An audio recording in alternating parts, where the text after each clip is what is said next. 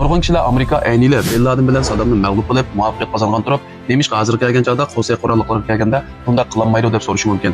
Chunki Xosey qurolliq kuchlari davlatimiz va Rossiyaningki Amerikani g'o'ldiradigan eng yaxshi o'tkir hisoblanadi. Nurg'un kishilar Amerikaniki ayniyle Xoseyni mag'lub qilolmaslik sabab amaliy kuchning ojiz bo'lganligidan deb qaraydi. Bu gapninki yerimi to'g'ri aytilgan. Texmi muhimi, Xosey bilan ayni yillardagi Bin Laden, Saddam bir tabiqadigilar emas. Bunun ustiga Xoseyning keyinda yo'llanchi bo'lgan odam bo'lg'achqa Amerikaning g'alaba qilishi undaq oson tushmaydi. İqtisodiy bilimlardan eng tez suratda bahramlaydisangiz, ustidagi agach kuchlar to'piga kirib oling. Har qitimliq mazmun tunji bo'lib to'pga yo'llandi. Shundaqlam sizning har bir mazmundan quruq qolmasligingizga kafolatlik qiladi. Oldi bilan ayniyle Bin Laden bilan Saddamni yo'qotishninki nima uchun o'ngishli bo'lganligiga kelsak, Bin Laden o'nkirga yo'shinib olgan terrorchilarning katta ishi bo'lib, muqim yeri, muntazam qo'shoni yo'q. Qo'lasida faqat bir to'p chizilib ketgan askarlar bor. Amerika ularning o'rnini bekitib uçuqsiz aeroplan alayri qism avaslar amal qila oladi. So'ng 2011-yilda Pokistonda odamni etib o'ldirgandan keyin ham bo'sh turgan. Saddam qarmoqqa o'tir sharqda bir kuchli davlatning egisi bo'lsa-mu, amaliyotda mustabid hokimiyat, armiya qarmoqqa ko'lami cho'ngdek ko'rinsa-mu, lekin amaliyotda qurol yaroqlari qaloq, qo'lasidagilarningki ko'ngli chechilang'o.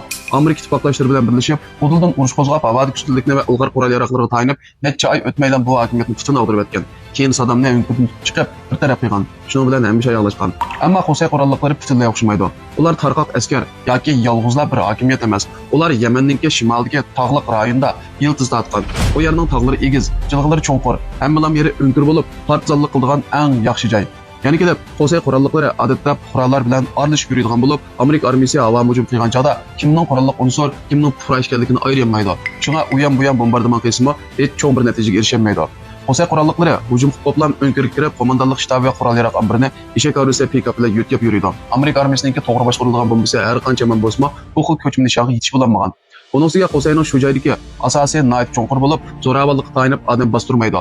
Balki qabilalarga tayinib to'plashib yashaydi. Odatdagi ichki qismda ziddiyat bo'lsa-mu, tashqi dushman kelib qolsa, sirtqi birdek taqobil turdi.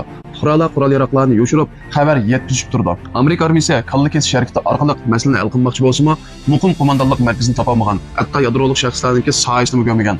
Amerikaning 5-texmi qatorg'ini Xoseyning qo'lidagi qurol yaroqlar ayni yillardagi yerlik miltiq, yerlik zambirak emas bo'lib, ularda uçuqsiz aeroplan, paraxod qirish boshqarilgan bomba, chorliqchi boshqarilgan bomba, hatto ovozni tuzuvchilagan boshqarilgan bomba qatorliqlarning hammasi bor. Bu narsalarni ular o'zi yasaolmaydi, lekin keyinda butunlay sirtning yordami taraf turdi.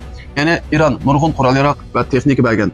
Ya'ni Yamanda ishlab chiqarish liniyasi qurishga yordam bergan bo'lib, portlatilsa, naytizlar to'liqligini bo'ldi. O'qtoridan g'am qilmaydi.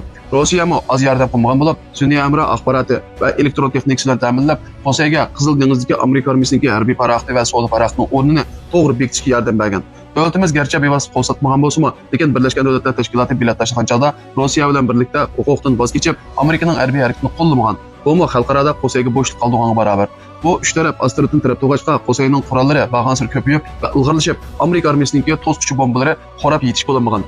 Endi Amerikaning masalasiga kelsak, ayniyle Bin Laden Saddam hujum qilgan chog'da Amerikaning davlat kuchi yuqori ballaga yetgan. Qo'lida full qurol yaroq, armiyaning jangovarligi bek yuqori etdi. Ittifoqdoshlarim kuch chiqargan, urush qilaman deb urush qilgan. Hech qanday endish yo'q. Ammo 20 yil Afg'oniston urush qilgandan keyin Amerika nurg'un dasmoyasini qo'rtib, nurg'un pul mol xajladi. Davlat ichida pul paxallik yuqorilab, kasb bo'sh qilib, harbiy xarajat qisqa ahvolga tushib qoldi. Ya'ni kelib Xoseyning taqobil turish tanarxi odamni cho'shkidek darajada yuqorilab ketdi. Ya'ni Xoseyning uçuqsiz aeroplanning tanarxi intayin to'vat. Lekin Amerika armiyasi to'sishilgan o'lchamlik boshqarilgan bombaning bir pay o'qi necha million Amerika dollari bo'lib, davomli zo'r miqdorda pul xo'rab ketgan. Qizil dengiz qatnashini qo'g'dash harakatiga uzun o'tmaylam nurg'un mablag' salgan bo'lib, keyin har kuni pul tejash to'g'ri kelgan. Ya'ni urush qilaversa Amerika hargiz chidab bo'lolmaydi. Uning ustiga Amerika armiyasining hozir ustunlikka asosiyatini ko'p qolmadi. Aviamatchisi Qizil dengizga osonlashib yiqilisha olmaydigan bo'lib, uçuqsiz aeroplanlari Xosey tarafidan ko'p qitim etib tushirilgan.